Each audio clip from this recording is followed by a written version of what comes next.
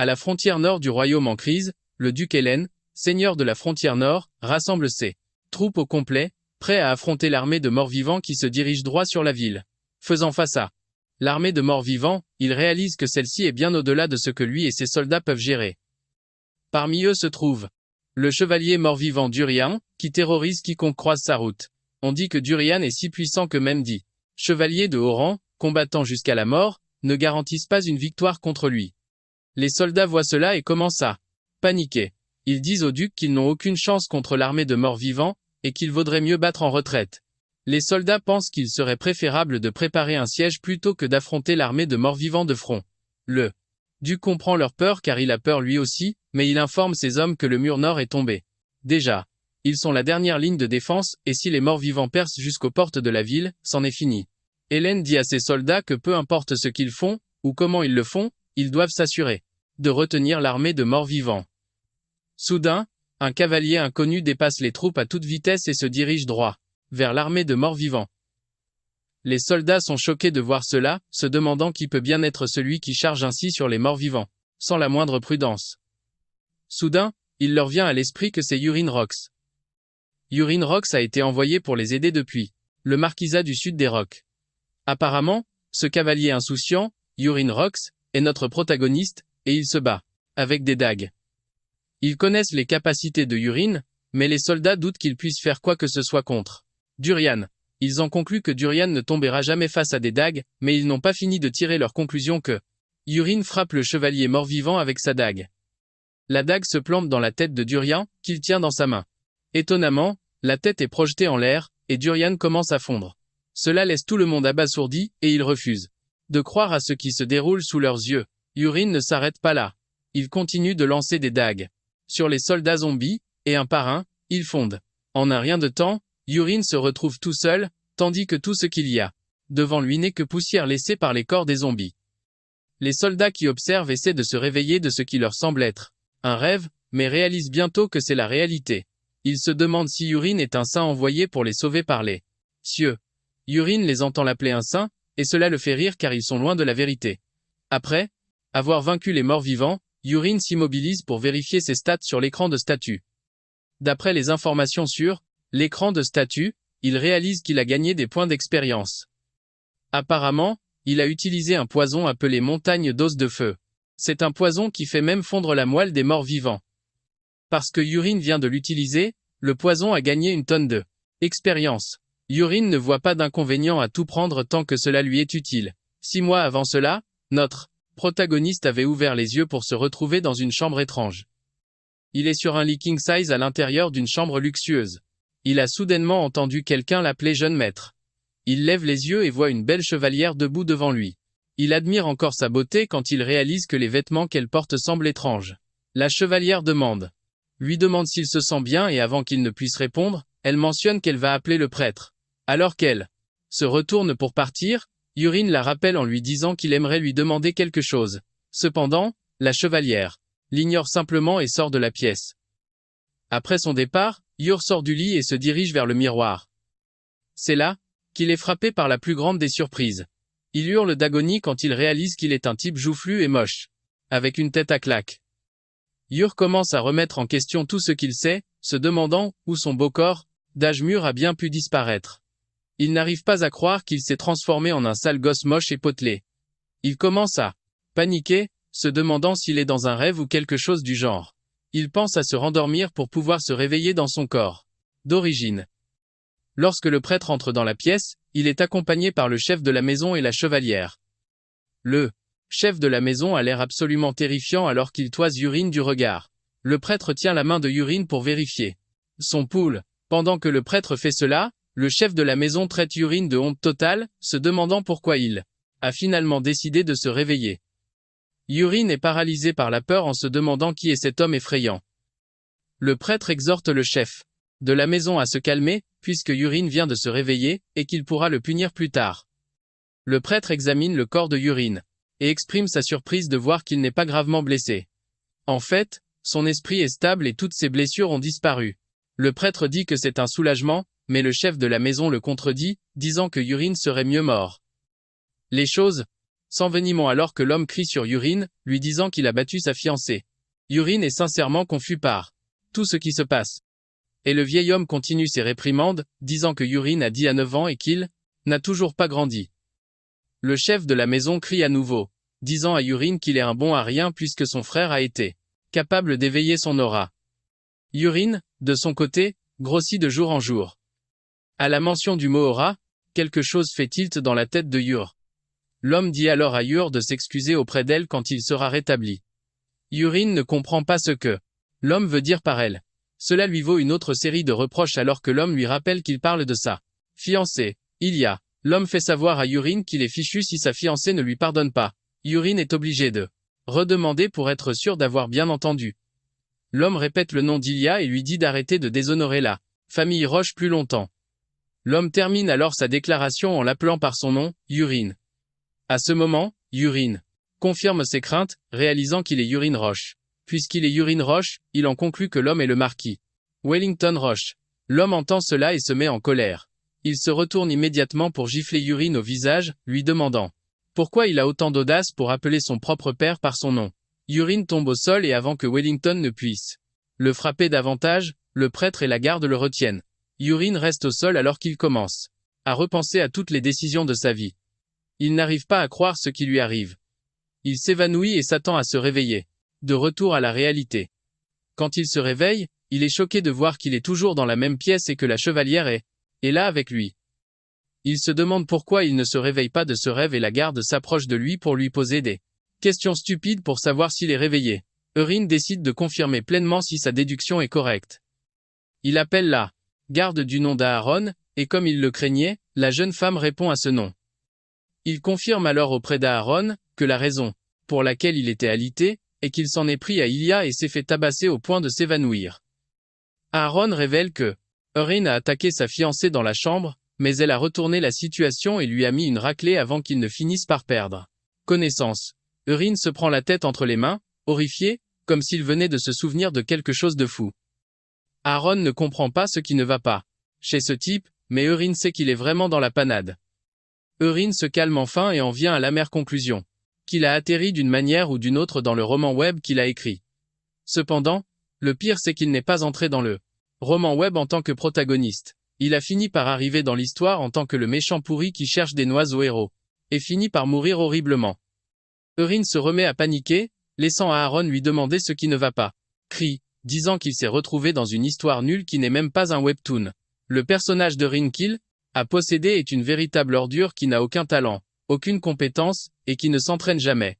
C'est juste un méchant stupide qui profite du nom de sa famille en tant qu'héritier. Mais il perd ensuite sa fiancée au profit du protagoniste. Enragé, il a attaqué le protagoniste, mais cela s'est avéré être une erreur fatale car le protagoniste l'a démoli avant de le tuer. Dans une ruelle sombre. Maintenant qu'il se retrouve dans le corps d'un bon à rien, notre gars se demande comment il va faire pour survivre. Comme c'est un monde de fantaisie, il ne sait toujours pas quelle capacité Urine possède. Cependant, il connaît les opportunités et les objets que le protagoniste n'a pas encore trouvés. Urine en vient à la conclusion que sa seule chance est de se préparer rapidement. Il essaie de sortir du lit, mais son corps est trop lourd à cause de la graisse, et il s'écrase au sol. Aaron court rapidement pour voir comment il va. Elle lui demande s'il va bien, mais avec la frustration lisible sur son visage, il dit à Aaron qu'il est loin d'aller bien. À ce moment-là, Urine réalise qu'il peut enfin voir l'écran de statut. Grâce à cela, il peut voir les stats d'Aaron. Le trait d'Aaron est l'épée rapide de niveau 2, un esprit clair, une aura de niveau 1, une adaptation de niveau 1, et pour son niveau d'affection envers Urine, il est de 0. Urine est content de pouvoir invoquer la fenêtre de statut, et il dit à Aaron qu'elle peut partir, car il se sent beaucoup. Aaron obéit à ses instructions et commence à partir. Alors qu'elle s'éloigne, Urine se concentre sur ses stats. Il n'est pas surpris car Aaron est conçue pour être plus forte que la plupart des chevaliers ordinaires, mais il est surpris que son affection. Urine est particulièrement inquiet qu'il y ait une option d'affection sur la fenêtre de statut. Urine se demande si cette option est là parce qu'il jouait surtout à des jeux de drague par le passé. Il n'arrive pas à croire que le monde dans lequel il se trouve est complètement nul. Il repense alors à l'option d'affection, se demandant si c'est la raison pour laquelle Aaron agit si étrangement. Cependant, il met cela de côté et décide de regarder le miroir à nouveau. Il est tellement dégoûté par le corps pourri qu'il a. À ce moment précis, la fenêtre de statut s'ouvre pour qu'il puisse voir ses stats. Il est excité de vérifier ses stats, mais l'excitation retombe vite quand il voit les statistiques minables qu'il a. Il possède. Pour sa condition spéciale, le système lui fait savoir qu'il souffre d'obésité morbide, ce qui est assez évident. D'ailleurs, pour son trait, il a l'œil du créateur, mais celui-ci est encore au niveau 1. Il est également doté des 4 arts venimeux célestes, mais cette section est encore verrouillée. Cependant, son taux de synchronisation est de 99,9%. Urien réalise qu'une seule de ses capacités se démarque, et ce sont les 4 arts venimeux célestes. Soudain, il comprend que les arts venimeux ont été tirés du webtoon de Wuxia qu'il adorait. C'est un webtoon avec une héroïne séduisante. De plus, l'art martial du poison et des armes cachées correspond aux 4 arts venimeux célestes. À ce moment, Urien réalise que ce monde est un mélange de tout ce qu'il connaît d'avant. C'est alors qu'il se dit qu'il pourrait avoir une chance s'il apprend réellement les 4 arts venimeux célestes.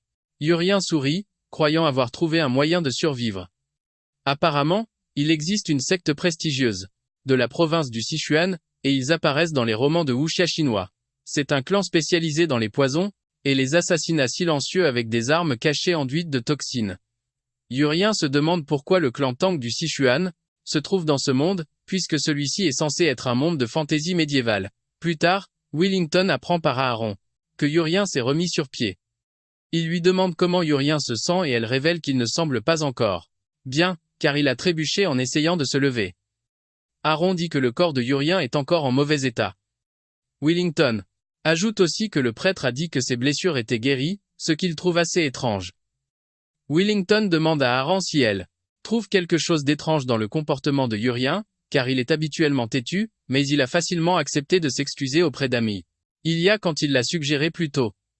Wellington ne veut pas croire que Urien ait eu un soudain changement de personnalité. Wellington est convaincu que le lendemain, Urien redeviendra lui-même, celui qui cause toujours des problèmes. Cependant, Aaron pense le contraire. Elle a foi dans le fait que Urien changera un jour. Wellington est choqué d'entendre cela de la part d'Aaron. Il est surpris qu'Aaron ait encore un peu de foi en Urien alors que lui, qui est son père, a déjà baissé les bras. Wellington dit à Aaron qu'elle place essentiellement son espoir en quelque chose qui pourrait ne jamais se réaliser. Wellington commence à regretter de ne pas avoir laissé Aaron vivre sa vie de chevalier au lieu de l'assigner à Urien. Malgré tout ce que dit Wellington, Aaron croit toujours dans son cœur que Urien est différent. Elle ne peut pas expliquer ce sentiment, mais elle le sait. C'est tout. Le lendemain, Aaron est choqué quand elle entend Urien demander où se trouve la salle d'entraînement, parce qu'il aimerait exercer son corps. Aaron n'en croit pas ses oreilles lorsque Urien exige qu'elle le conduise à la salle d'entraînement. Urien remarque la réaction des Aaron et lui demande s'il y a un problème avec ça. Urien a déjà compris que l'œil du créateur, il lui permet de voir les statistiques. Mais en ce qui concerne le clan Tang du Sichuan, il ne sait toujours pas comment le débloquer. Urien suppose que son obésité pourrait être un obstacle. C'est pourquoi il veut exercer son corps jusqu'à ce qu'il trouve un moyen de contourner le problème. Alors que lui et Aaron traversent le manoir, Urien est impressionné par la taille du jardin, et il le compare à la taille de plusieurs stades réunis. Après avoir marché quelques minutes, ressent déjà la chaleur. Il pense à s'entraîner dans sa chambre. Mais il sait qu'il finira toujours par abandonner et simplement dormir, car il y a un lit qui sera juste sous son nez. Est assez sage pour savoir qu'il ne peut pas s'entraîner dans sa chambre. Il passe devant un groupe d'ouvriers et de servantes. Grâce à l'œil du créateur, il est capable de voir ce qu'ils pensent de lui. Chaque serviteur qu'il a croisé soit ne l'aime pas, soit le déteste profondément. Ne leur en veut pas pour ça, car était une véritable ordure qui a maltraité tout le monde dans le manoir. Peu de temps après, ils arrivent à la 3e salle d'entraînement. Il est déjà à bout de souffle quand ils y arrivent. Aaron lui fait savoir que les chevaliers utilisent la 2e et la 1re salle d'entraînement, c'est pourquoi la 3e est libre. En entrant dans la salle d'entraînement, il réalise que quelqu'un est en train de s'entraîner là-bas. Il vérifie l'affinité du type et se rend compte qu'il est le pire qu'il ait rencontré jusqu'à présent. Le type ne se contente pas de ne pas l'aimer, il le déteste et veut le tuer. Le type est Réaolon, et dès qu'il voit il commence à marcher vers lui pour le saluer. Il fait comme si de rien n'était puisque Aaron est là, mais au fond de lui, sait que le type est impatient de lui arracher la tête. Réa demande à ce qu'il fait là, mais Hur panique, l'appelant par son nom. Rhea sourit, puis il prend Aaron à part pour lui demander si quelque chose s'est passé entre lui et Rhea. Aaron est surprise qu'Hur ne se souvienne pas de ce qu'il a fait. Apparemment, quelques années, le père d'Hur l'a forcé à s'entraîner. Hur était furieux à cause de ça, et il a fait venir Rhea. Rhea n'était encore qu'un apprenti à l'époque. Hur a fait une de ses saloperies habituelles et a laissé une cicatrice sur le visage de Rhea en riant comme un fou. Après qu'Hur ait fait cela, son père a pratiquement renoncé à l'entraîner. En entendant cela, Hur réalise que son ancien lui était vraiment un sale type. Hur n'est pas prêt à rester là pour voir ce que Rhea va lui faire. Il suggère qu'il s'enfuit d'ici. Il demande à Aaron s'il y a une autre salle d'entraînement qu'il peut utiliser seul. Aaron révèle qu'il y a une 4e salle, mais elle est très éloignée et l'équipement est de mauvaise qualité.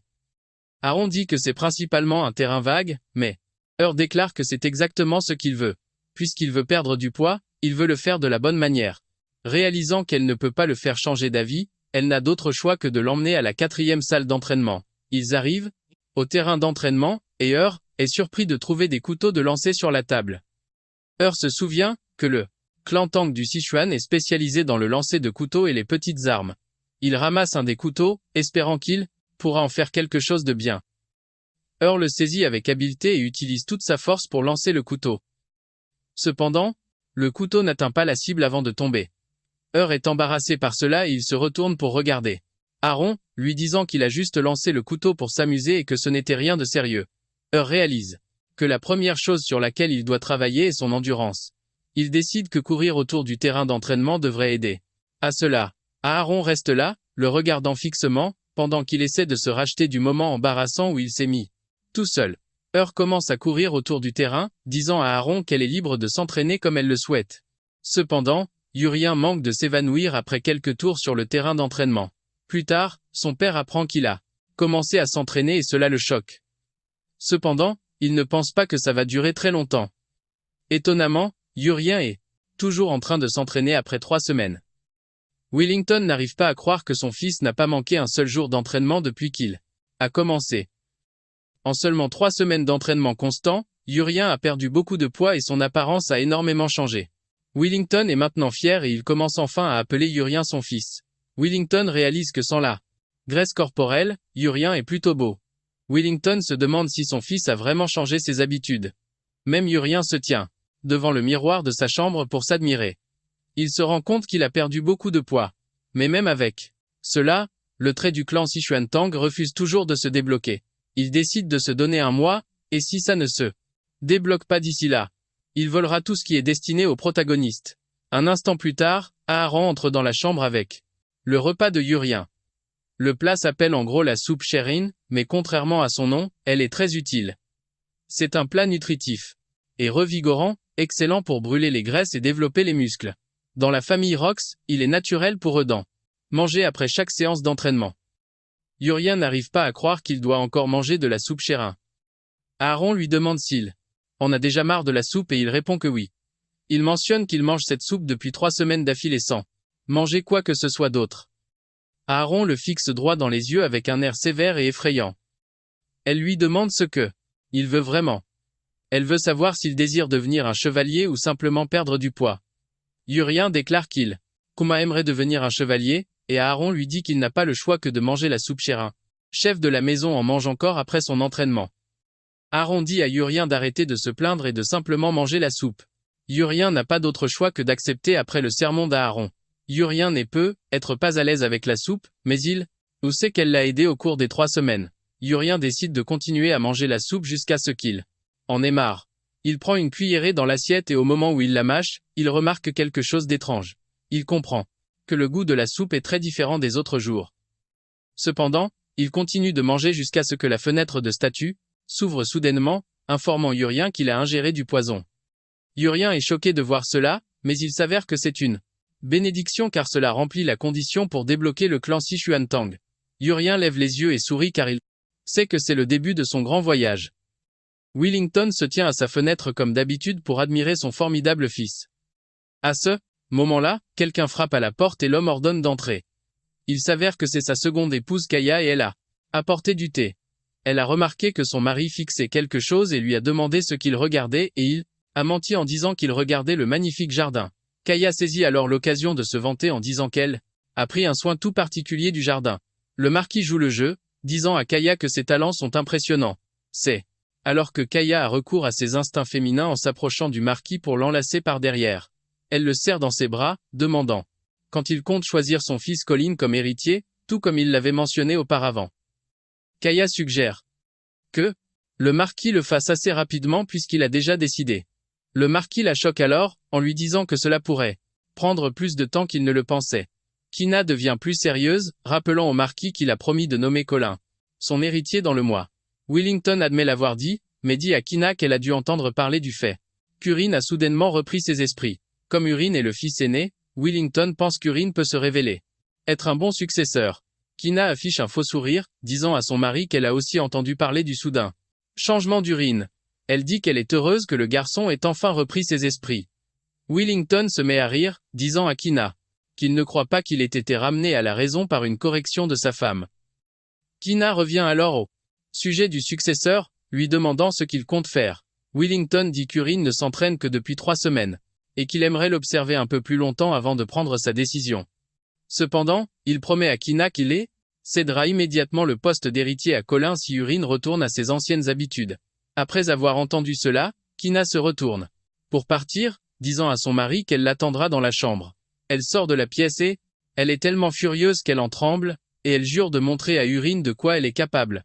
Maintenant, dans le présent, Urine comprend enfin que la condition pour débloquer l'accès au Sichuan-Tang est d'ingérer du poison, et il vient de le faire. Il regarde alors la fenêtre de statue pour savoir ce qui a été mis dans la soupe qu'on lui a donnée. Apparemment, la soupe contient une herbe spéciale, et celle-ci provoque la paralysie. C'est une herbe médicinale, mais elle contient une petite quantité de toxines. L'herbe est inoffensive pour les adultes en petite quantité, mais une consommation régulière mène à la paralysie et tue ensuite la cible. Urine est en train de regarder l'écran de statue quand Aaron entre dans la pièce lui demandant si la nourriture ne l'intéresse plus. Urine s'excuse et commence à manger la soupe à la hâte. Cependant, il reste avec la question de savoir qui a bien pu mettre le poison dans la nourriture. Il est certain qu'il ne peut pas être tué par le poison, mais il sait que quelque chose a changé dans le scénario de l'histoire. C'est alors qu'il réalise que Colin n'a pas encore été nommé héritier, ce qui était censé se produire à ce moment de l'histoire. Il se demande si la nomination d'un héritier a été retardée parce qu'il a commencé à s'entraîner, et que la personne qui a mis le poison dans la nourriture ne l'aime pas et vient très probablement du camp de Colin. Après avoir fini de manger, le système l'informe que le poison paralysant faible a été débloqué pour. Urine se tourne vers Aaron, lui disant qu'il a fini le repas et que c'était si bon que ça l'a ému aux larmes. Lui dit qu'il veut être un peu seul et sans discuter. Aaron s'excuse et quitte la pièce, encourageant Urine à se reposer. Après le départ d'Aaron, Urine se tient devant le miroir et exige que le clan Sichuan-Tang lui apparaisse. À ce moment précis, les statistiques d'Urine apparaissent juste devant lui. Il a acquis quelques compétences, dont l'empoisonnement. Léger, mais son statut de surpoids est toujours présent. De plus, son taux de synchronisation a chuté à 97%.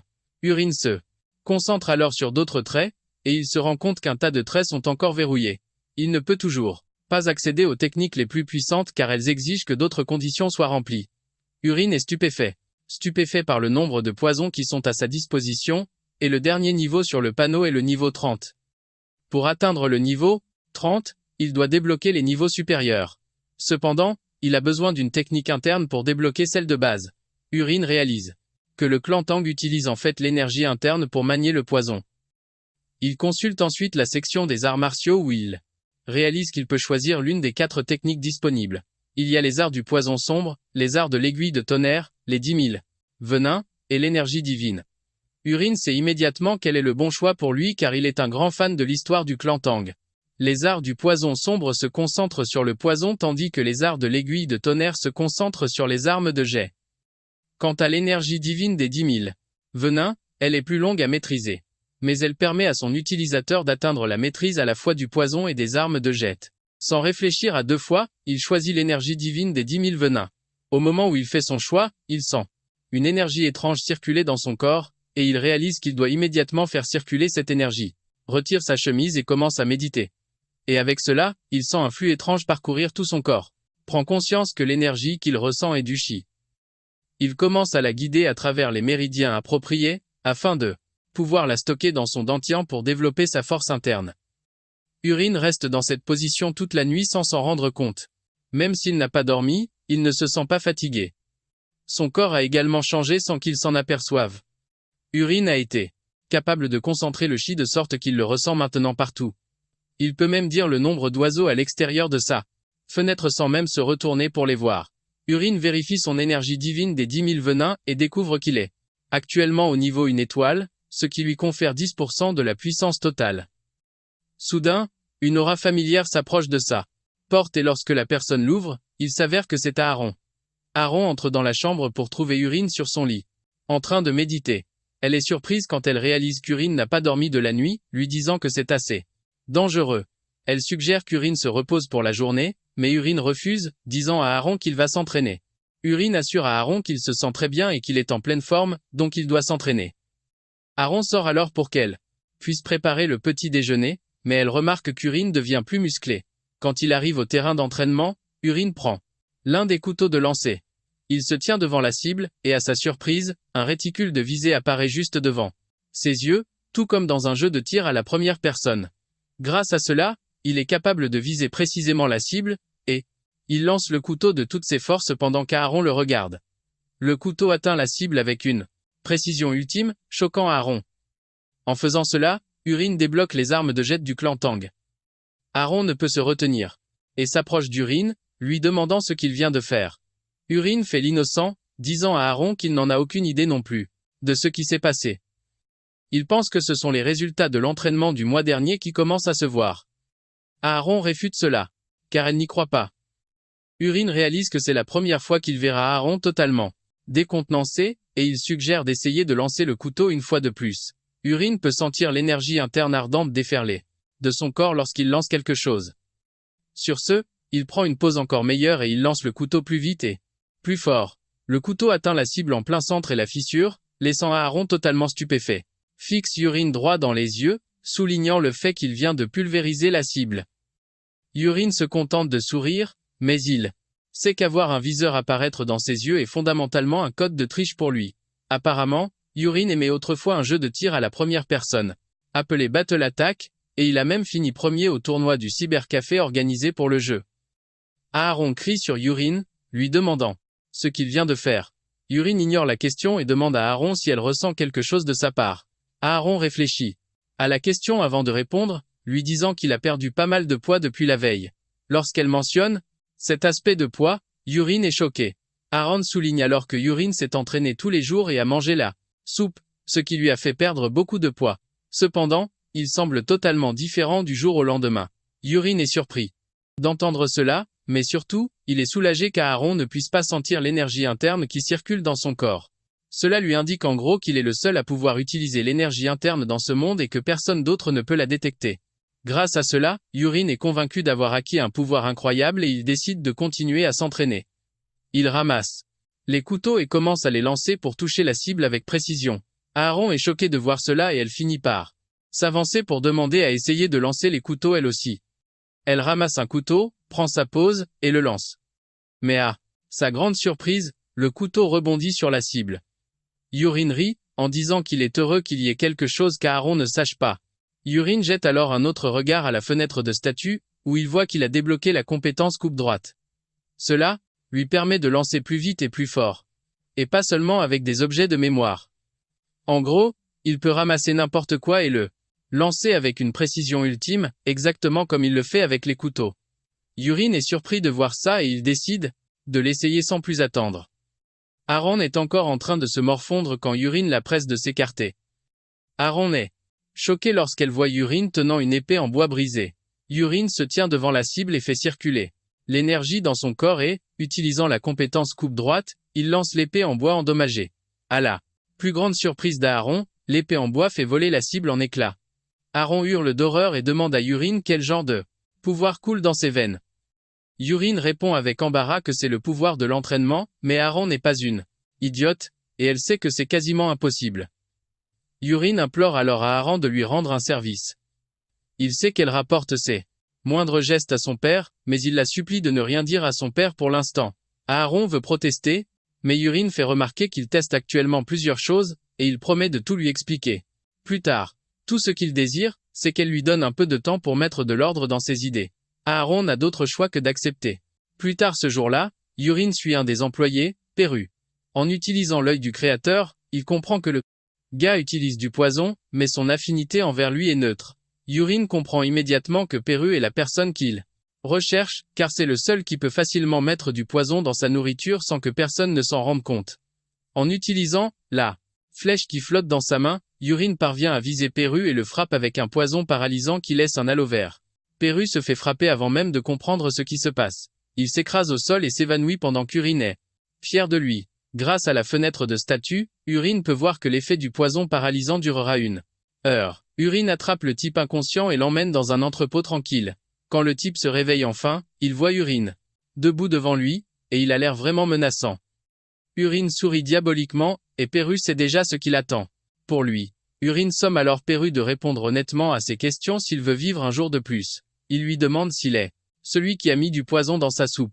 Urine dit à Perru de cligner des yeux une fois si la réponse est correcte, mais si elle est fausse, il doit cligner 2 fois. Il lui redemande s'il est celui qui l'a empoisonné, et il cligne 1 fois. Il enchaîne ensuite en demandant si le poison était de l'herbe d'Anyang et Perru cligne à nouveau 1 fois. Urine est content que Perru coopère avec lui et il passe à la question suivante, où il demande à Perru si c'est Kina qui lui a demandé de procéder à l'empoisonnement. Perru cligne 2 fois, indiquant que ce n'était pas Kina. Urine s'énerve et sort un couteau, disant à Perru de bien réfléchir car il vaudrait mieux pour lui de ne pas lui mentir. Urine lui fait savoir qu'il a un moyen de voir et de savoir les choses. Il l'assure qu'il va lui trancher la gorge s'il lui ment. Urine pose alors à nouveau la question et étonnamment, Perru maintient sa réponse, disant que l'ordre ne venait pas de Kina. Urine comprend que Perru ne ment pas, mais il se retrouve à se demander qui a bien pu ordonner son empoisonnement. Urine décide de découvrir ça plus tard, et il sort une pilule, disant à Perru de l'avaler. Il lui fait savoir que c'est un poison paralysant, et il lui enfonce la pilule dans la bouche. Après que Perru l'a avalé, Urine lui annonce qu'il ne lui reste plus qu'1 mois à vivre. Urine assure à Perru que tous ses organes internes vont fondre s'il ne prend pas l'antidote d'ici 1 mois. Comme Perru ne veut pas mourir, Urine lui dit qu'il devra commencer à suivre ses ordres. Perru tremble de peur, réalisant qu'il s'est mis dans une situation compromettante. Urine pose alors sa main sur la tête de Perru et utilise son pouvoir pour le libérer du poison paralysant. Grâce à cela, Perru peut enfin bouger et parler. Urine pose alors la question.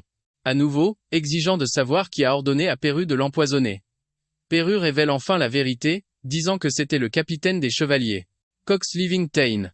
Urine est choqué d'entendre ça et Perru révèle que Cox prévoit de tuer Urine par la maladie d'ici la fin de l'année. Il s'avère que Cox est le frère aîné de K, et il a obtenu le rôle de capitaine des chevaliers grâce à son mariage avec le marquis. Urine est soulagé de ne pas s'être complètement trompé puisque Cox est le frère de K, ce qui fait de des complices. Urine donne alors un morceau de papier à Perru, et sur ce papier est écrite une liste de poisons. Comme Perru est très calé en poison, Urine pense qu'il peut l'aider à se les procurer sur le marché noir. Urine dit à Perru de prendre l'argent dont il a besoin auprès de Cox, et de rassembler absolument tous les poisons de la liste. Urine veut que Perru lui apporte les poisons. Et il lui ordonne de commencer par celui qu'il a déjà sur lui. Perru est choqué et demande à Urine pourquoi des poisons, mais Urine répond froidement, disant à Perru qu'il ne lui a jamais donné la permission de poser des questions. Perru s'excuse rapidement et Urine lui dit qu'il est libre de partir. Avant de quitter la pièce, Urine dit à Perru qu'il veut une cargaison de du poison dans sa nourriture à partir de ce moment. Perru entend cela, le laissant dans une incrédulité totale. Quand Hun arrive à sa chambre, il commence à célébrer car il a réussi à faire croire à Perru qu'il y a réellement du poison dans son organisme. Ce que Hun lui a donné à manger n'était que des feuilles séchées qu'il a agglomérées. Hun réalise alors qu'il est impératif qu'il apprenne les arts martiaux du clan Tang du Sichuan. Apparemment, quelque chose de terrible va se produire très bientôt, et il doit être prêt. La nuit suivante, Perru rend visite à Hun pour lui montrer les herbes vénéneuses qu'il a avec. Il les pose sur une table, et Hun les examine attentivement. La première est l'herbe Anyang. La deuxième est la Yakrupka. La feuille parmi elles s'appelle la feuille de veine de bois. Perru est choqué que Hun connaisse tous les poisons comme si de rien n'était. À l'insu de Perru, Hun peut voir leur nom via la fenêtre de statue. Hun demande à Perru pourquoi il a les autres poisons avec lui alors qu'il aurait pu facilement le tuer avec seulement l'herbe Anyang. Perru révèle que L'herbe Anyang prend beaucoup de temps et une fois qu'une résistance est développée, elle dure en fait plus longtemps. Cependant, mélanger la yaka après le début des symptômes de l'herbe Anyang augmentera les effets. En gros, les poisons deviennent plus mortels lorsqu'ils sont combinés. Un demande alors à Pérou comment il a tout appris sur les poisons, et il révèle qu'il a été vendu à la famille Thym Vivante quand il avait 8 ans et qu'il s'est entraîné sous la direction d'un maître empoisonneur la base. Un lui demande s'il y en a d'autres comme Pérou dans la famille Thym Vivante. Il répond qu'ils étaient initialement 20 enfants, mais qu'ils sont tous morts, le laissant comme unique survivant. Un n'est pas surpris par cela, car les enfants ayant une faible affinité pour le poison, meurent lorsqu'ils sont exposés aux toxines, mais il remarque que Pérou déteste la famille Thym Vivante. Il prévoit d'utiliser cela à son avantage. Après leur discussion, Un félicite Pérou pour un travail bien fait, et il lui fait savoir qu'il est libre pour le reste de la journée. Après le départ de Pérou, Un s'attelle à la consommation des herbes vénéneuses. En les mangeant, il reçoit les notifications de l'écran de statut, mais il atteint bientôt sa limite et le système l'incite à pratiquer une méditation respiratoire.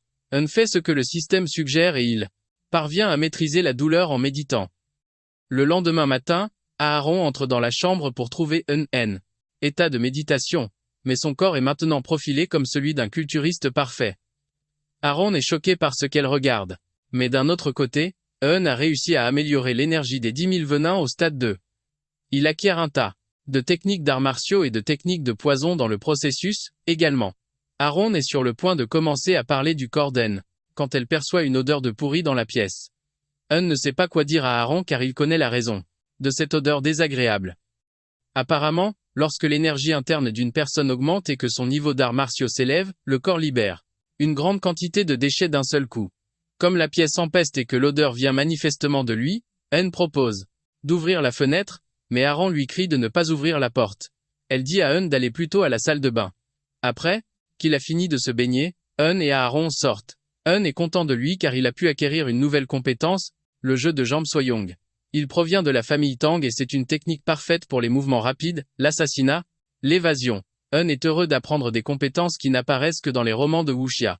N est si heureux qu'il est emporté par ses pensées alors qu'il marche sur la route jusqu'à ce qu'Aaron le ramène à la réalité. Aaron lui demande pourquoi il marche tout à coup comme un ivrogne. Elle veut savoir s'il ne se sent pas bien, mais Eurin assure à Aaron qu'il va bien. Sur ce, les deux continuent leur chemin, mais Eurin ne peut s'empêcher de pratiquer son nouveau mouvement en marchant sur la route, comme un homme saoul. Aaron lui demande alors s'il va vraiment à la première salle d'entraînement pour suivre l'entraînement du jour. Aaron met en garde Eurin à propos de la salle d'entraînement, mais Eurin lui dit qu'elle n'a aucune raison de s'inquiéter. Eurin prétend qu'il y va seulement pour observer comment les autres chevaliers mènent leurs entraînements quotidiens. Quelques instants plus tard, il arrive à la salle d'entraînement et comme prévu, des chevaliers y pratiquent leur technique d'épée en criant comme des forcenés. Ils sont choqués quand Eurin et Aaron entrent sur le terrain d'entraînement. Au début, ils ne reconnaissent pas le bel homme qui se trouve derrière Aaron, car il a énormément changé. Ils finissent par réaliser que la personne qu'ils en regardent est Eurin, le fils du seigneur. Ils n'en reviennent pas du poids qu'Eurin a perdu pendant son entraînement. Les chevaliers pensent qu'Eurin a utilisé une sorte de sorcellerie pour perdre du poids. Pendant qu'ils chuchotent, Eurin peut clairement entendre tout ce qu'ils disent grâce à son énergie interne. Aaron désigne alors un homme immense en face d'eux. Elle informe Eurin que c'est un chevalier apprenti, mais que grâce à ses bonnes performances, il deviendra bientôt un chevalier subalterne. Eurin regarde de plus près et réalise bientôt que cet homme est Kraid. C'est un personnage principal du roman et il devient plus tard un allié du protagoniste. Eurin ne savait rien de la vie de Kraid avant sa rencontre avec le héros. Eurin est satisfait du fait que Kraid soit au manoir, car cela pourrait s'avérer bénéfique pour lui plus tard. Cependant, il se concentre sur autre chose pour le moment. Tous les chevaliers dans la salle d'entraînement le détestent et la plupart d'entre eux veulent simplement tuer Eurin. Eurin les dévisage en se demandant s'ils vont lui servir de cobaye. Eurin prend une épée et décide de commencer avec un poison nommé poison à effet prolongé. Il est encore au niveau 1, et une fois ingéré, il se propage à tous les organes en quelques instants. Il active le poison et frappe à distance l'un des chevaliers avec. Le chevalier s'écrase sur le sol pendant que ses amis lui demandent s'il va bien. Il lui demande s'il a besoin d'aller aux toilettes, mais il dit non tout en se roulant par terre de douleur. Les chevaliers réalisent la gravité de la situation et suggèrent immédiatement d'appeler un prêtre. Soudain, le chevalier se relève en disant que la douleur a disparu. Les autres sont choqués et se demandent si leurs camarades se moquaient d'eux. Le chevalier essaie de leur faire comprendre qu'ils n'étaient pas en train de simuler, et qu'ils souffraient réellement, mais aucun d'eux ne le croit. Eurin a vu comment cela fonctionne et il décide d'essayer la fumée tueuse d'âme. C'est une fumée qui crée des illusions, provoquant la peur et la confusion dans une zone définie. Les chevaliers grondent encore leurs camarades pour avoir faim la douleur quand Eurin les frappe avec la fumée tueuse d'âme. Immédiatement, toutes les personnes dans la zone d'effet commencent à paniquer. Apparemment, un monstre effrayant se tient devant eux, prêt à les dévorer. Ils tombent au sol, se pissant dessus pendant qu'Eurin Rio. Loin. Aaron, quant à elle, ne comprend pas du tout ce qui se passe. La situation devient encore pire pour les chevaliers affectés alors que plusieurs monstres apparaissent devant eux, les tourmentant. Quand Eurin a eu sa dose de plaisir, il lève l'illusion, car il ne veut pas attendre que les chevaliers commencent à s'attaquer les uns les autres. Une dispute éclate entre eux. Alors qu'ils prétendent tous ressembler à des monstres, Eurin décide qu'il en a terminé avec l'expérience du jour, mais il est satisfait de la tournure des événements. Eurin dit alors à Aaron qu'il est temps pour eux de rentrer. Aaron est choqué car ils n'ont rien fait de significatif depuis leur arrivée. Eurin prétend que la salle d'entraînement est bruyante, et il suggère qu'ils aillent plutôt à la 4e salle d'entraînement. Quelques instants plus tard, une des servantes est apparue, pour informer les deux qu'un invité venait d'arriver au manoir. Eurin se demande qui est l'invité, et il apprend bientôt que sa fiancée, Ilia Marcus, est venue le voir. En attendant Eurin, Ilia a déjà l'intention d'annuler leur fiançailles. Quand Eurin entre dans la pièce où elle attend, le visage d'Ilia devient rouge et tout ce qu'elle avait prévu de faire avant de voir, Eurin s'envole de sa tête et est remplacé par des questions. Avant d'entrer dans la pièce pour voir Ilia, Eurin avait analysé la situation. Il sait qu'Ilia est doué avec ses poings et c'était à peu près à ce moment de l'histoire qu'Ilia a exigé qu'ils se séparent. Cependant, l'Eurin du roman continuait de refuser de la laisser partir. Cependant, cette fois-ci, Ilia est choquée quand elle voit Eurin. Elle commence à lui demander qui il est. Eurin est surpris par la question et il fait savoir à Ilia que ce n'est nul autre que lui. Ilia ne veut toujours pas y croire et commence à s'affoler. Tandis qu'Eurin la calme simplement, lui disant que ça fait un bail. Ilia admet qu'elle avait bien entendu dire qu'Eurin avait perdu du poids, mais elle avait supposé que c'était une fausse rumeur. Ilia dit que ça ne fait pas un mois qu'elle est partie, et elle commence à se demander comment Eurin a pu changer autant en si peu de temps. Eurin révèle alors qu'il a pu changer autant parce qu'il s'est entraîné très dur. Cela choque Ilia et Eurin continue, en révélant qu'après s'être fait rosser par elle, il a commencé à reconsidérer les décisions de sa vie et à cause de cela, il a décidé de changer. Ilia lui demande s'il essaie de se venger, mais Eurin dit que non. C'est alors qu'Eurin fait quelque chose de surprenant. Il se met à genoux et s'incline devant Ilia en la remerciant. Cela choque la jeune femme qui ne supporte pas de voir son homme à genoux. Eurin révèle qu'il a pu changer de comportement, et que tout cela est grâce à Ilia. Eurin fait savoir à Ilia qu'il est sincèrement désolé pour ce qui s'est passé entre eux, mais l'assure qu'il comprendra si elle veut rompre les fiançailles. Ilia est abasourdi en voyant cela, ce qui l'amène à remettre en question l'identité d'Eurin. Eurin choque à nouveau Ilia en admettant qu'il était une ordure. Eurin sait que tout ce qui s'est passé n'est pas de sa faute, mais de celle de l'idiot qui était l'ancien occupant du corps. Cependant, la raison pour laquelle Eurin met autant d'ardeur à demander pardon est qu'Ilia n'est pas une simple héroïne, mais son trait de reine de l'épée combiné à son propre trait la rend de plus en plus forte avec le temps. Plus tard dans l'histoire, elle a pu sauver le héros déchu et même abattre l'antagoniste principal. Cela a été rendu possible grâce à son trait de reine de l'épée. Eurin se fiche qu'il rompe les fiançailles tant qu'il peut réparer leur relation et faire d'Ilia son allié. À ce moment-là, Ilia demande à Eurin si il est sérieux dans ce qu'il a dit, et il dit oui. Cependant, ce n'est pas suffisant pour Ilia car elle exige qu'Eurin jure sur ce qu'il a dit. Ilia déchaîne son aura, la faisant paraître très dangereuse tout en faisant sa demande. Eurin ne peut pas croire qu'Ilia va l'étouffer avec son aura effrayante, mais il semble qu'il ait déjà vu cette scène quelque part auparavant. Ilia dit alors à Eurin de jurer qu'il ne retournera pas à ses anciennes habitudes, et que s'il rompt le serment, Ilia sera celle qui le battra à mort. En entendant cela, Eurin est choqué car c'est la même phrase qu'Ilia a dite au protagoniste, pas à Eurin. Eurin décide alors de montrer à Ilia qu'il ne plaisante pas. Il active les 10 000 poisons et l'énergie de son corps consume l'aura d'Ilia. Eurin dit alors à Ilia qu'il jure de ne pas retourner à ses anciennes habitudes. Le visage d'Ilia devient rouge à force de rougir, mais elle parvient à se contenir, et elle dit à Eurin qu'elle le surveillera. Elle lui fait savoir qu'une erreur de plus de sa part et les fiançailles seront rompues. Urine est choqué que Ilia ne rompe pas les fiançailles. Quand Ilia rencontre Wellington dans ses appartements, l'homme est également choqué tout comme Urine en apprenant qu'Ilia ne rompra pas les fiançailles. Le marquis est obligé de demander à Ilia pourquoi elle ne rompt pas les fiançailles. Ilia mentionne alors que son père lui a toujours dit que les gens ne peuvent pas être changés. Et, quand elle a entendu la rumeur selon laquelle Urine avait changé, elle était curieuse. Elle se demandait s'il était redevenu le faible et gentil Urine qu'il était quand il était enfant. Mais à sa plus grande surprise, Urine était une personne complètement différente. À cause de cela, Ilia prend le risque de faire confiance à Urine une fois de plus.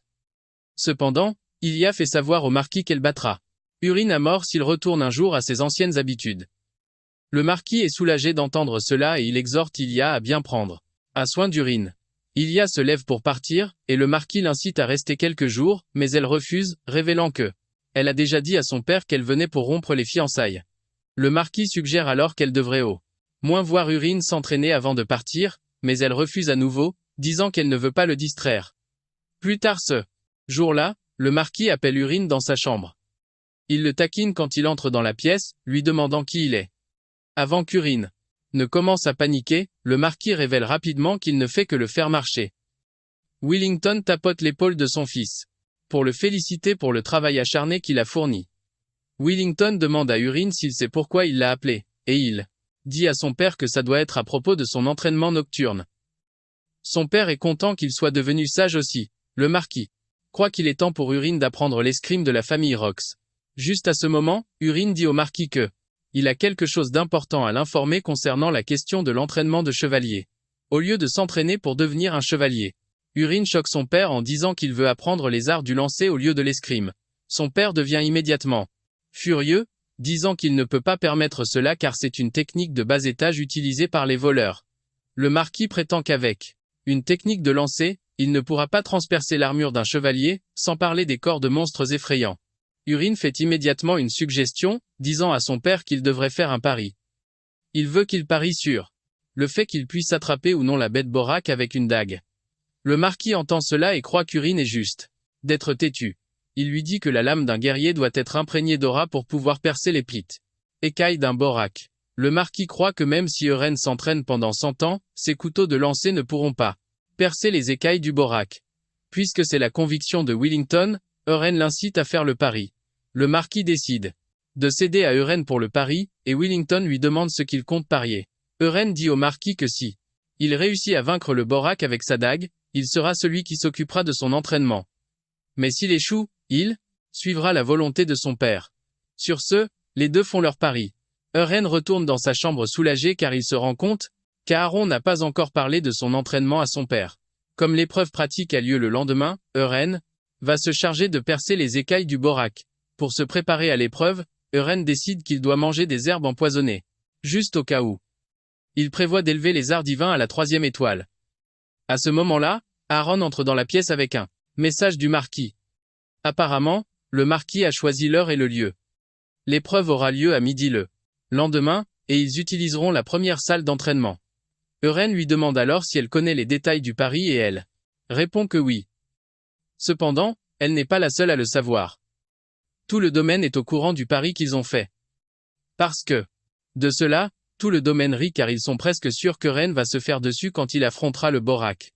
Aaron révèle que tout le monde s'amuse à discuter de la façon dont il va échouer puisqu'il est l'ennemi public numéro 1.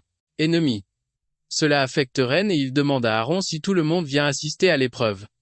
Aaron répond que le marquis l'a autorisé, donc la salle d'entraînement sera bondée de monde. Euren soupire en entendant cela mais il demande ensuite à Aaron ce qu'elle en pense. Aaron baisse la tête en disant qu'elle croit que le lendemain sera le jour du run.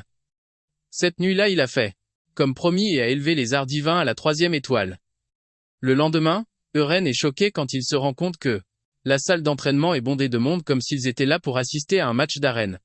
Avant que l'examen ne commence, Euren assure son père qu'il est prêt, mais il souligne le fait que toute la zone est pleine de monde. Son père révèle que son intention était de n'en parler qu'à son magicien, mais pour une raison quelconque, la nouvelle s'est répandue partout. Le marquis exhorte alors Euren à bien faire pour ne pas se ridiculiser. Une fois que tout est en ordre, le magicien commence le rituel d'invocation pour faire apparaître le Borak. L'invocation est réussie, et un monstre apparaît dans la fumée. Euren est excité de voir physiquement un monstre que lui, en tant qu'auteur, a créé avec des mots. Apparemment, le Boro est un monstre marin d'une hauteur de 150 cm. Immédiatement, le monstre sort un cercle d'invocation, et les spectateurs commencent à paniquer. Euren est choqué de voir à quoi ressemble le Borak car c'est un monstre qu'il a imaginé alors qu'il mangeait un sashimi de sébaste dans un restaurant et qu'il était à court d'idées de monstres. Euren ne montre aucun signe de peur devant le Borak, car il ne voit qu'un monstre mignon si seulement ses bras étaient retirés. Soudain, le monstre fonce sur Euren. Il manque de l'attraper alors qu'il est dans ses pensées, mais, grâce à son mouvement agile, il parvient à esquiver l'attaque. Comme le monstre fonce sur lui sans prévenir, Euren décide de passer aux choses sérieuses. Il sort un de ses couteaux de lancer pour tester la solidité des écailles du Borak. Étonnamment, une cible apparaît devant lui, indiquant une zone particulière sur le corps du monstre, et Euren suppose qu'il s'agit du point faible du monstre. Il décide de tester cette hypothèse, et il lance le couteau en direction de la cible. Le couteau pénètre la cible, faisant hurler de douleur le monstre avant de s'écraser au sol, mort. Euren est déçu que le Borak soit mort en un seul coup. Le marquis et les spectateurs sont stupéfaits en voyant cela. Et se produire. La salle entière rugit bientôt pour célébrer la victoire d'Euren sur le Borak. Le magicien entre dans la salle d'entraînement pour annoncer officiellement qu'Euren a vaincu le Borak. Le marquis quitte son siège et se précipite vers Euren pour lui demander comment il a réussi à abattre le Borak en un seul coup. Euren répond maladroitement qu'il a seulement bien visé. Et qu'il a réussi à toucher la cible.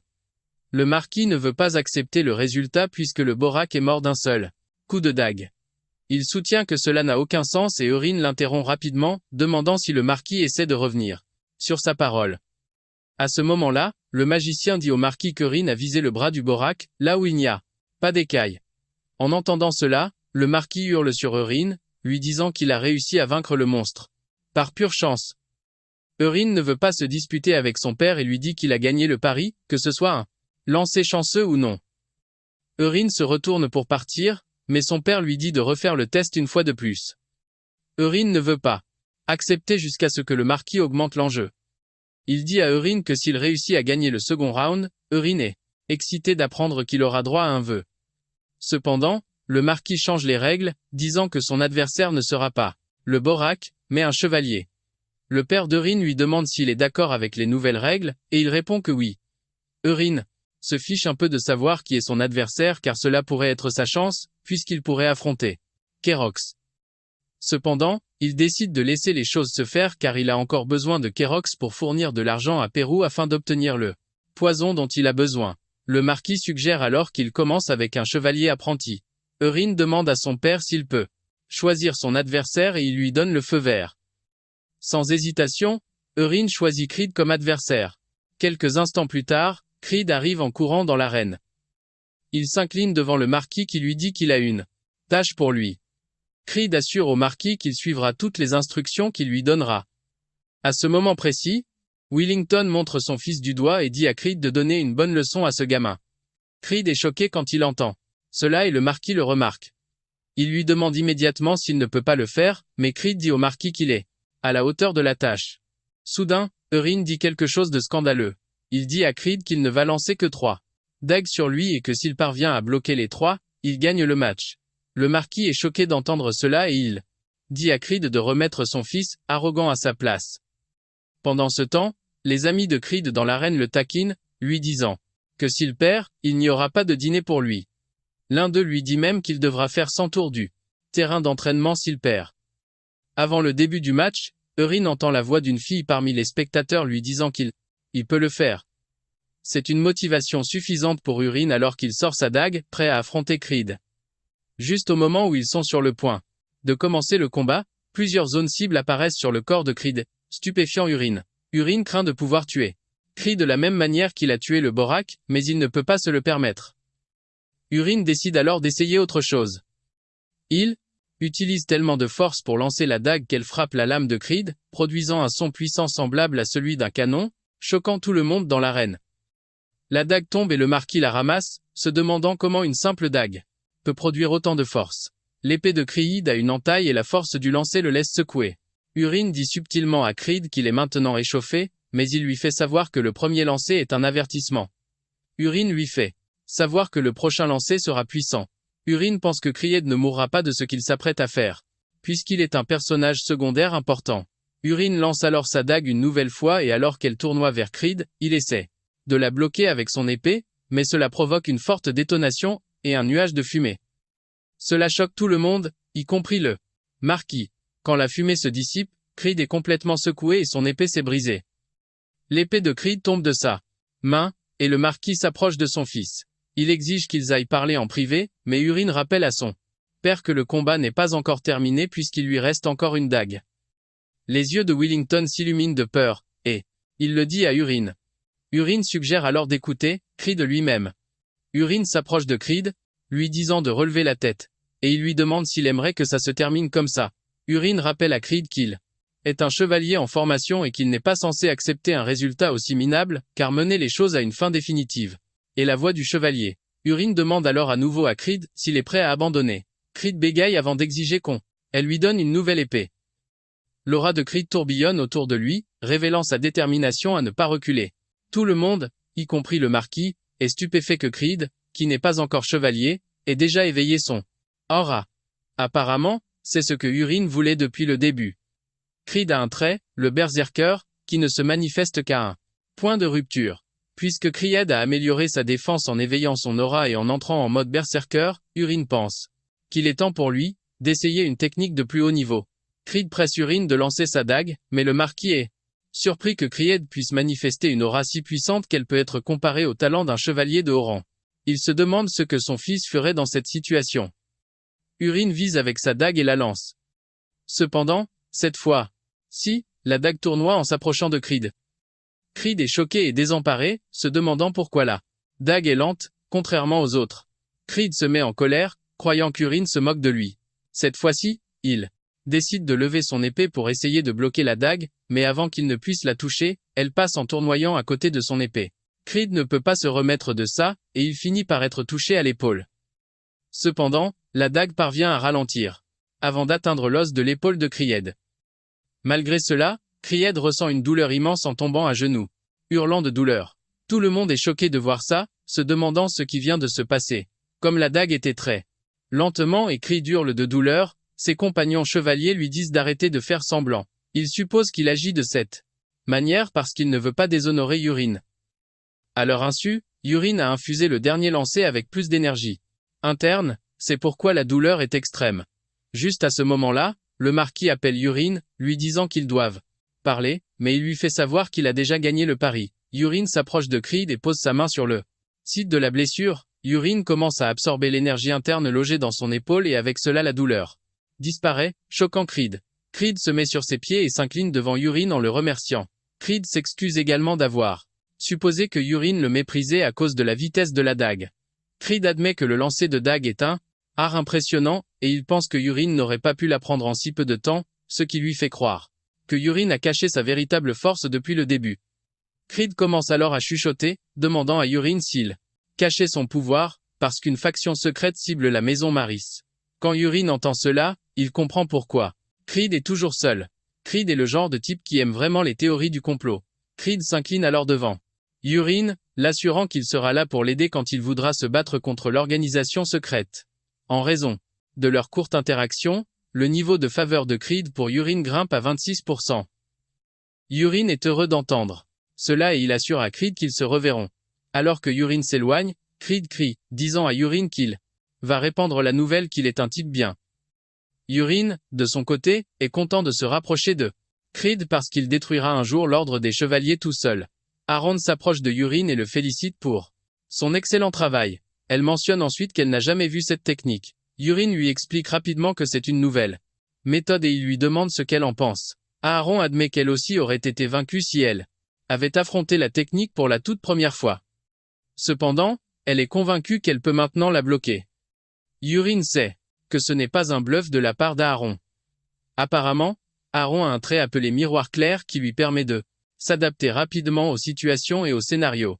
Urine demande alors à Aaron si la vie qu'elle mène actuellement lui convient, car si elle ne le servait pas comme assistante, elle pourrait facilement devenir une chevalière de haut rang. Aaron est surprise, et elle exige de savoir pourquoi Urine pose soudainement une telle question.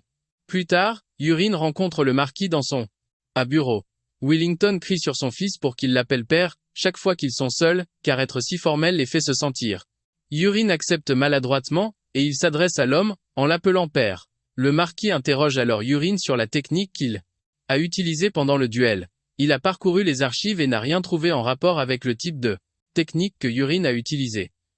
L'homme dit que Urine ne s'entraîne que depuis 1 mois, ce qui rend la chose quasiment impossible d'apprendre une telle compétence en si peu de temps.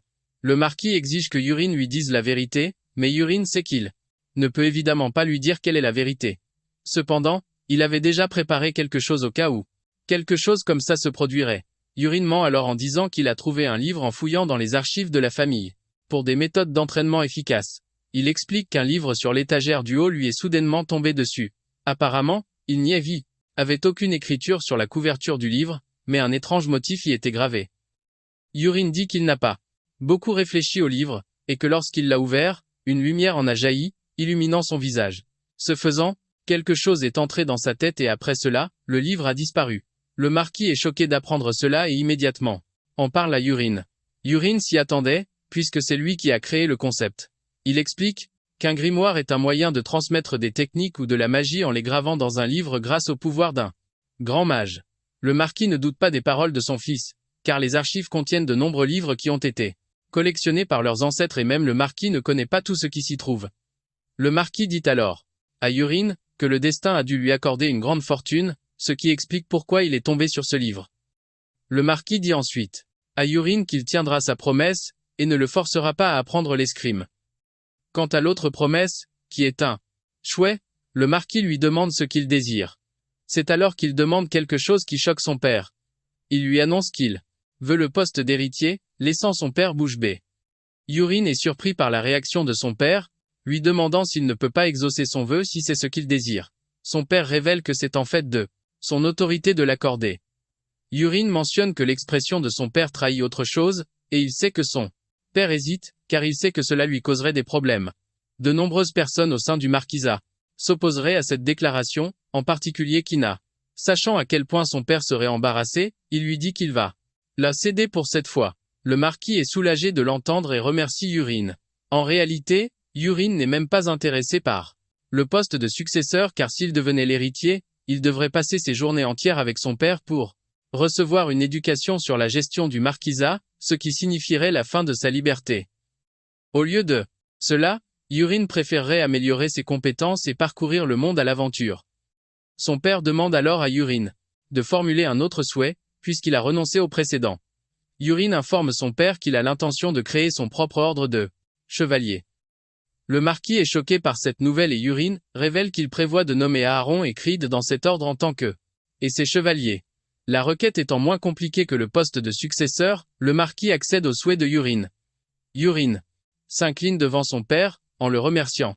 Le marquis demande ensuite à Urine comment il compte trouver un nouveau majordome, car tous, les majordomes actuels sont déjà au service de quelqu'un. Urine révèle alors qu'il a quelqu'un en tête et que cette personne est Perru, qui travaille dans les cuisines. Urine veut que le marquis fasse croire que c'est lui qui l'a nommé, au lieu de laisser paraître que c'était le choix de Urine. Le marquis est surpris de l'entendre et demande à Urine s'il y a un problème, mais Urine assure à son père qu'il lui expliquera plus tard. Le marquis décide alors de ne pas poser plus de questions, car il semble faire de plus en plus confiance à son fils. Il s'avère que leur affinité a bondi jusqu'à 74%. Même Urine est choqué que l'affinité ait autant augmenté, mais il suppose que c'est parce qu'il est le fils du marquis. Fils. Plus tard, informe Arin et Crie qu'ils font désormais partie de son ordre de la nuit et il veut qu'ils continuent à s'entraîner assidûment. En plus de cela, il leur présente le nouveau majordome, Perru, en leur assurant que Perru s'occupera de tous leurs besoins. Auparavant, et Aaron avaient parlé du nouvel arrangement. Avait tout avoué, disant à Aaron que Perru est en réalité un espion, c'est pourquoi il remplacera Aaron en tant que majordome. Révèle que Perru a été envoyé pour l'assassiner par Kina et Kerox. Aaron fut encore plus surprise d'entendre cela et elle a remis en question la décision de garder Perru près de lui alors qu'il en veut à sa vie. A assuré à Aran qu'elle n'avait rien à craindre car Perru n'obéit qu'à lui. Grâce à cela, parvient à faire accepter ses plans à Aaron. De retour à la réunion, Creed lève la main pour poser une question. Après avoir reçu la permission de parler, Creed demande pourquoi il n'y a pas de vice-capitaine. du moins puisqu'ils ont décidé de s'appeler l'Ordre de la Nuit. Cependant, le vice-capitaine doit être quelqu'un qui possède des compétences exceptionnelles. Creed estime qu'Aaron n'est pas digne de faire partie de l'Ordre de la Nuit, car elle est petite et frêle. Avant qu'il ne puisse continuer à parler, Earl l'interrompt, convenant avec lui que le vice-capitaine doit être fort. Pour régler cela, Earl leur annonce qu'ils s'affronteront en duel. Quelques instants plus tard, Creed est vaincu par Aaron, à sa grande surprise. Alors qu'il est au sol, vaincu, Aaron lui donne des leçons d'escrime. Elle lui fait savoir que ses attaques sont trop simples et peuvent être facilement anticipées. Creed ne s'en offusque pas, au contraire, il assure à la jeune femme qu'il prendra ce conseil à cœur. Puisqu'Aaron a gagné, Earl déclare que le poste de capitaine a été décidé. Perru est choqué quand Earl nomme Aaron chef de l'Ordre de la Nuit. Tout le monde applaudit Aaron, et peu de temps après, Perru s'apprête à partir pour préparer le dîner. Dès qu'il se rend compte que Perru est un peu éloigné de là où il se trouve, Earl décide d'essayer une nouvelle technique qui lui permet de parler par télépathie à sa cible. Earl appelle le nom de Perru, ce qui le choque. Il se retourne, mais Earl continue de l'appeler à plusieurs reprises. Perru perd presque la tête jusqu'à ce qu'Earl le gronde pour son comportement étrange. Perru demande alors si Earl communique avec lui par magie noire, mais Earl explique que c'est une simple magie de communication. Perru commence à réaliser qu'Earl est un être spécial puisqu'il est résistant au poison et qu'il peut utiliser des techniques vraiment étranges. Earl dit à Perru qu'il est libre de croire à la théorie qu'il a en tête, mais il lui demande si le poison qu'il a demandé est prêt. Perru répond que le poison est prêt. Apparemment, le poison s'appelle Snake Mind, et c'est un poison qui est extrait de sang vipère. Même si Perru est doué, il a à peine réussi à préparer le poison. Earl est content que le poison soit prêt, et il dit à Perru d'en ajouter une grande quantité dans la soupe de Shirin qu'il va manger. Tremblant de peur, Perru acquiesce aux ordres de son maître. Plus tard dans la nuit, Earl réalise que depuis qu'il a atteint la 3e étoile, ses progrès ont été quelque peu lents car son énergie interne n'a pas augmenté aussi vite qu'il le pensait. Comme il ne sait pas quand la crise mondiale commencera, Earl pense qu'il est temps pour lui de quitter le marquisat. Peu de temps après, Earl rencontre son père, lui disant qu'il veut partir pour un certain temps. Son père lui demande pour combien de temps il partira. Et, comme il ne veut pas éveiller les soupçons, il dit à son père qu'il partira pour une semaine. Le marquis a aucun problème avec ça car Urine s'est entraîné assidûment, mais il lui demande comment il compte gérer l'escorte. Urine choque son père en lui disant qu'il n'a pas besoin d'escorte. Le marquis proteste, rappelant à Urine la position qu'il occupe dans la famille. Urine essaie de dire à son père qu'une escorte n'est pas nécessaire puisqu'il ne va que dans les villages voisins, mais le marquis lui coupe la parole. Le marquis révèle que le monde est devenu un endroit très dangereux, et même s'il est devenu un peu plus fort, il craint que son fils ne se fasse empoisonner. Urine réalise qu'il sera difficile de convaincre le marquis, et il décide de passer au plan B. Urine fait savoir à son père qu'il est prêt à obéir, et qu'il n'a donc pas à s'inquiéter. Le marquis est heureux d'entendre cela et il demande à son fils quand il partira. Urine répond qu'il partira dans 2 jours. Sachant cela, le marquis dit qu'il va préparer une escorte d'ici là, mais Urine n'a aucune intention d'attendre une quelconque escorte car il a l'intention de partir en douce le lendemain. Urine convoque Perru dans ses appartements et lui révèle qu'il part en voyage, mais qu'il n'a pas d'argent, et qu'il a donc besoin que Perru lui en prête. Perru hésite, mais lorsqu'il sent l'aura sombre et effrayante émanant du corps d'Urine, il s'exécute rapidement. Urine lui demande alors s'il a toujours sa pochette subspatiale avec lui. Urine avait déjà vu la pochette sur lui. Apparemment, la pochette subspatiale est un élément courant dans les romans de fantasy, et c'est une pochette mystérieuse qui peut contenir environ 1 tonne de marchandises. Perru n'a d'autre choix que de donner sa pochette subspatiale à Urine, également. Grâce à cela, Urine est content de ne pas avoir apporté de sac. Urine tend alors à Perru le paquet de feuilles séchées qu'il fait passer pour un antidote. Il dit à Perru que c'est l'équivalent d'un mois d'antidote pour le poison dans son corps.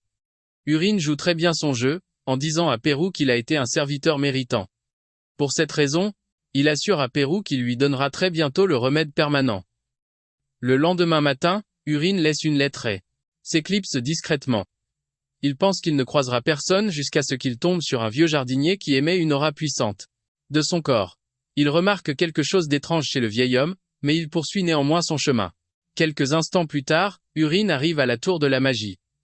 Il entre dans le bâtiment et lorsque le préposé lui demande ce qu'il désire, il lui dit en gros qu'il aimerait utiliser un portail de téléportation. Le préposé lui demande s'il l'a déjà utilisé. auparavant, et il répond que non. Le préposé révèle qu'ils offrent des points de fidélité, comme pour les compagnies aériennes. Le préposé demande à Urine où il se rend et il répond au château d'eau. En raison de la grande distance, le préposé lui dit que le tarif est de 50 pièces d'or. Après qu'on lui a annoncé le prix, on lui demande de payer et de signer le billet. Urine s'attendait déjà à ce que le tarif soit élevé, mais il est reconnaissant que Pérou lui ait donné assez d'argent. Urine décide d'inscrire un faux nom, et il choisit Polon, qui est un pseudonyme qu'il utilise dans les jeux en ligne. Une fois qu'il a terminé avec l'enregistrement, Urine est conduit dans la pièce où se trouve la machine de téléportation. Le préposé lui dit que dès l'instant où il entendra frapper, cela signifiera qu'il est arrivé à destination. Urine monte sur la machine et elle émet un signal lumineux. Quelques instants plus tard, Urine arrive à destination. Il est accueilli par un autre préposé qui lui dit qu'il est arrivé au château d'eau. Urine est choqué car il n'a absolument rien senti. Le vieil homme lui fait savoir que c'est ainsi parce que la tour de la magie a conçu la machine de téléportation pour procurer une sensation de distorsion. Urine est surpris par le nom qu'ils ont donné au phénomène. Il se rend compte qu'il aurait pu lui donner ce nom au lieu de penser au confort du voyage. Sur ce, le préposé lui souhaite bonne chance et une fois qu'Urine sort de la tour de la magie, Urine se trouve maintenant au château d'Azaï, qui est dans la région ouest, contrairement à son pays natal. La zone semble complètement différente de celle de son pays, et il y a aussi beaucoup de monde dans la région. Cependant, Urine n'est pas préoccupé par cela car sa principale préoccupation est la ruelle des forgerons. Il demande à une des personnes qu'il croise, et on lui décrit le chemin. Urine commence à explorer les ruelles mais ne trouve pas ce qu'il cherche. Il fait déjà tard mais il décide de vérifier la dernière ruelle.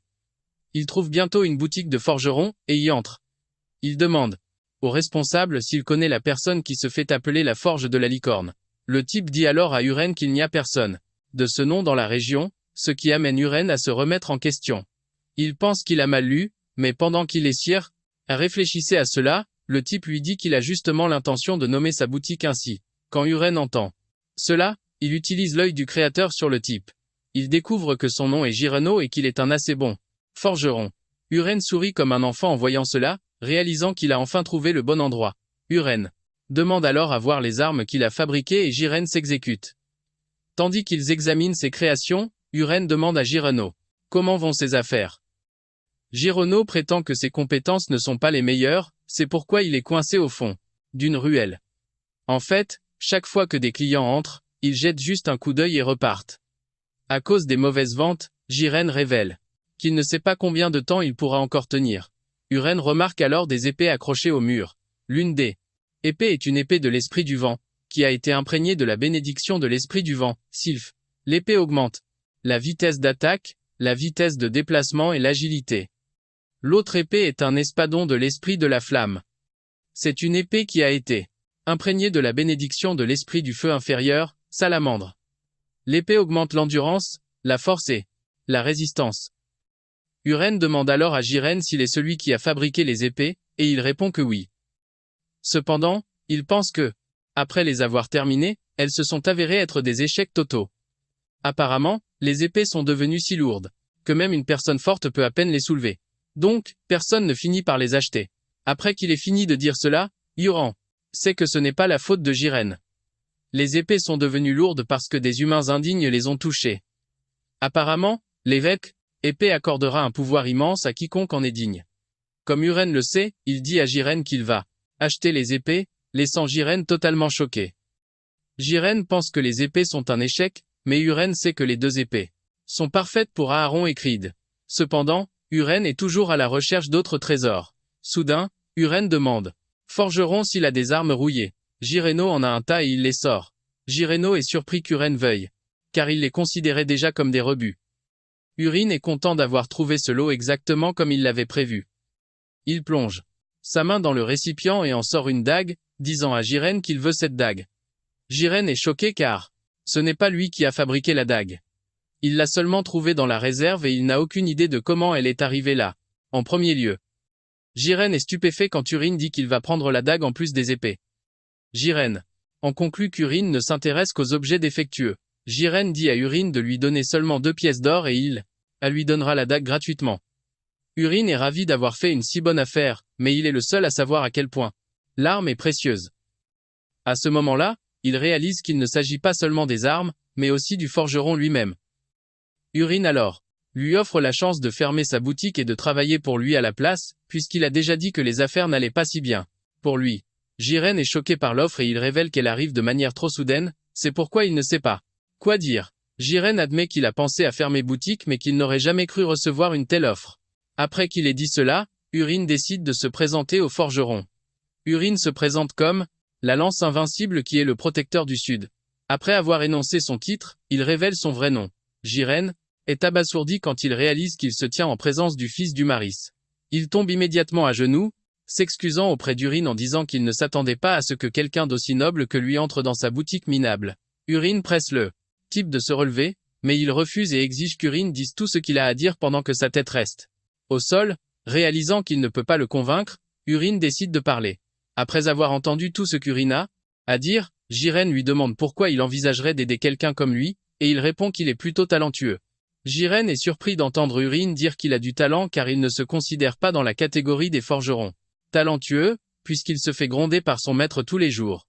Urine mentionne qu'il a visité d'autres forges, mais que la boutique de Jiren se démarque. Jiren lui demande en quoi sa boutique se démarque des autres et Urine lui fait savoir que la sincérité est la clé. Urine explique qu'il a vu la manière dont il fabriquait ses armes et l'extrême et souci du détail à leur sujet. Pour cette raison, Urine lui fait savoir qu'il se réveillera un jour en tant que talent spécial. C'est quelque chose qu'Urine a inventé sur le moment, mais il espère que Jiren tombera dans le panneau. Heureusement pour lui, c'est le cas, et Jiren révèle qu'il le suivra. Jiren mentionne alors qu'Urine est différent des rumeurs qu'il a entendues à son sujet. Urine décide alors qu'il est temps de montrer quelque chose d'intéressant au forgeron. Jiren regarde Urine se piquer le doigt avec la dague et lui ordonner de s'éveiller. Il s'avère que la dague est la relique aux myriades de formes. Agnès. La mâchoire de Jiren tombe par terre quand la dague commence à léviter avec une aura blanche l'entourant. Le forgeron commence à se demander ce qui se passe. Apparemment, l'arme est une épée égo légendaire, et c'était le protagoniste qui était censé l'obtenir. Le système demande à Urine s'il veut former un contrat avec Agnès, et il dit « oui ».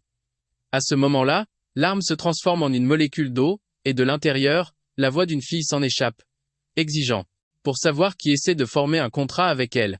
Agnès se moque d'Urine, lui disant qu'il est plutôt sans talent. Urine réalise bientôt qu'Agnès je savais qu'elle était là et comment il connaissait aussi le sort pour la libérer. Urine répond qu'il l'a appris du grand prophète. Urine est celui qui a ajouté le prophète à l'histoire par souci de cohérence. Même si Urine mentionne cela, Agnès pense qu'il ment. Elle veut savoir pourquoi le grand prophète perdrait son temps avec une personne sans talent comme Urin. Agnès demande alors à Urin s'il sait ce qu'elle peut faire, et il répond que oui. C'est une question facile puisque c'est lui qui a défini les paramètres. Urine explique qu'Agnès peut diviser son corps en un corps principal et un corps secondaire, en tant que deux armes distinctes. Chacun de ces corps peut alors se transformer en n'importe quelle arme selon l'imagination du porteur. Pendant l'histoire principale, le héros se battait avec une épée et un bouclier. Et même si le corps secondaire était perdu, il retrouvait toujours son chemin vers le corps principal. Après avoir tout dit, Agnès suggère à Urin d'abandonner l'idée de la manier puisqu'elle ne peut être maniée que par le mana. À ce moment-là, Urine pointe un doigt vers Agnès, lui disant qu'elle est bruyante. Soudain, Agnès se transforme en bague et s'enroule autour du doigt d'Urin. Il s'avère qu'Urine a pu maîtriser Agnès parce que ses arts martiaux compensent son manque de mana. Urine demande alors à Juro de combien de temps il a besoin pour faire ses bagages, et il répond 2. Urine lui dit alors de le retrouver devant le château d'Azio dans 2 jours à midi. Plus tard, Urine marche dans les rues quand il tombe soudainement sur sa fiancée. Ils sont tous les deux choqués et Ilia demande à Urine pourquoi il est dans la région. Urine a presque envie de s'enterrer quand il voit Ilia, car c'est la dernière personne qu'il s'attendait à trouver dans la région. Urine réalise que la scène est étrangement similaire à la façon dont Ilia a rencontré le protagoniste dans l'histoire originale. Urine comprend alors que la trame principale a été légèrement modifiée alors qu'il essaie encore de comprendre ce qui se passe.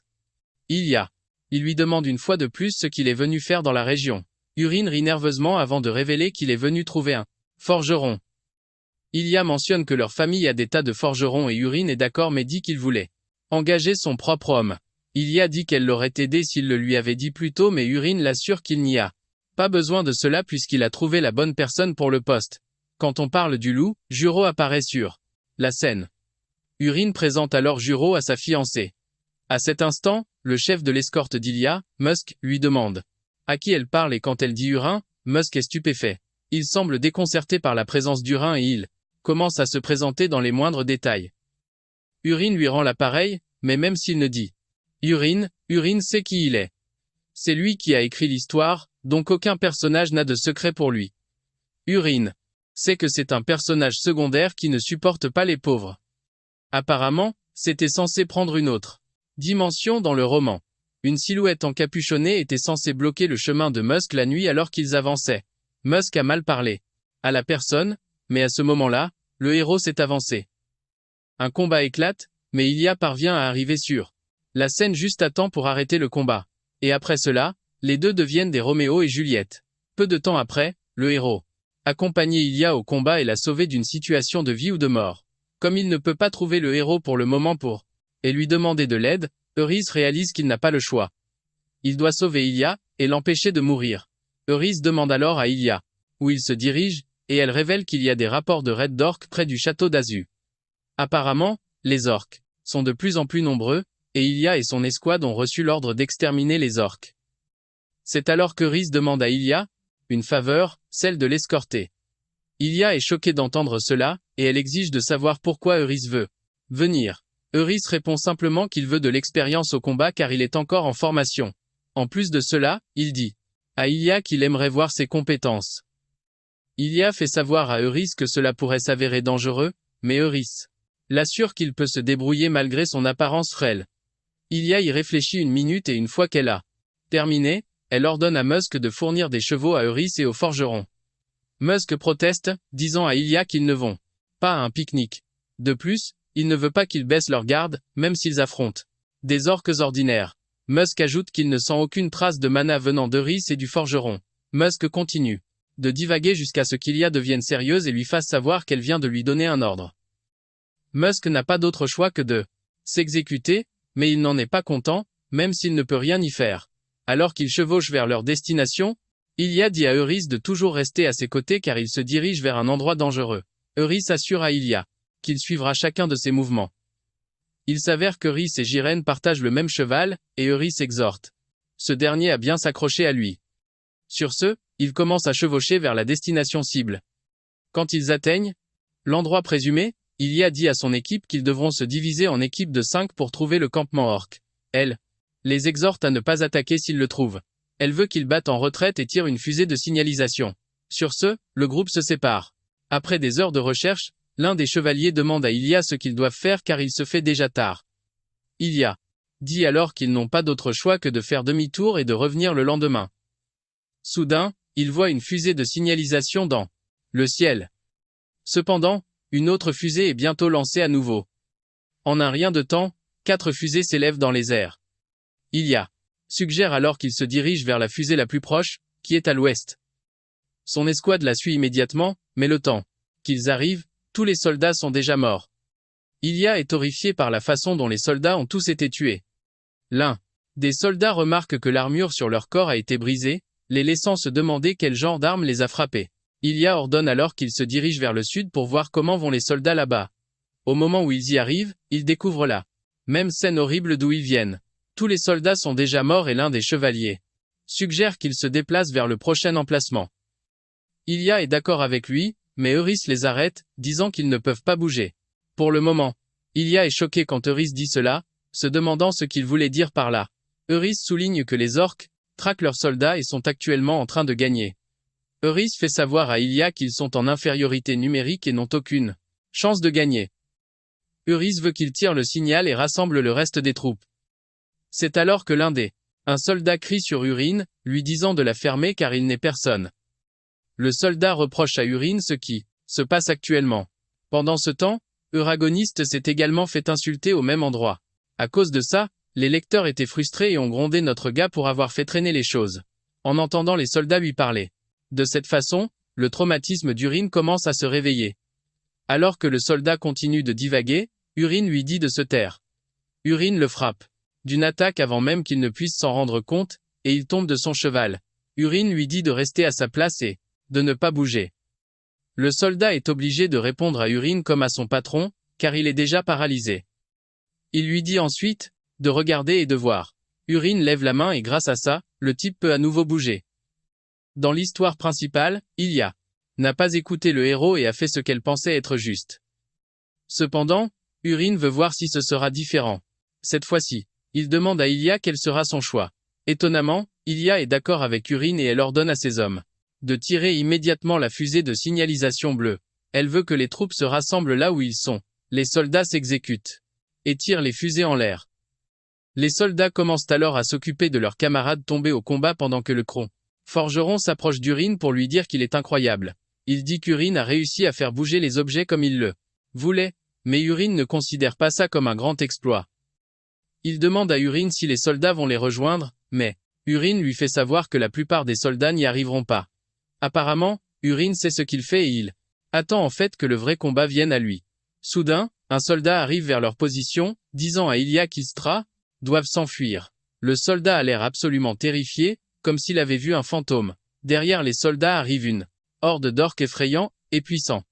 Le simple nombre des orques donne des frissons dans le dos des soldats. Ilya se tourne vers Urine et s'excuse auprès de lui car il est sur le point de mourir et que tout est de sa faute. À ce moment-là, Urine dit à Ilya de ne pas s'inquiéter, car personne ne va mourir. Au moment où il dit cela, il marche vers les orques, ce qui choque Ilya. Ilya est confuse en regardant Urine s'approcher des orques avant d'invoquer Agnès. Il lui dit qu'il est temps d'essayer ce pourquoi ils se sont entraînés pendant les 2 derniers jours. Urine dit à Agnès de générer des balles de fer et Agnès obéit à ses ordres. Apparemment, c'est une technique qu'Urine a acquise après avoir atteint le niveau 3 étoiles du corps des 10 000 poisons, mais il n'a jamais eu la chance de l'utiliser. La compétence s'appelle fer noir. Elle libère des armes dissimulées remplies de force intérieure en faisant détonner des balles de fer noir. L'arme requise pour cela est une balle de fer noir. Urine tire alors la balle sur les orques et elle atterrit au milieu d'eux sans faire de dégâts, laissant les orques regarder Urine comme un idiot. Soudain, la balle explose, déchiquetant chaque orque à sa portée.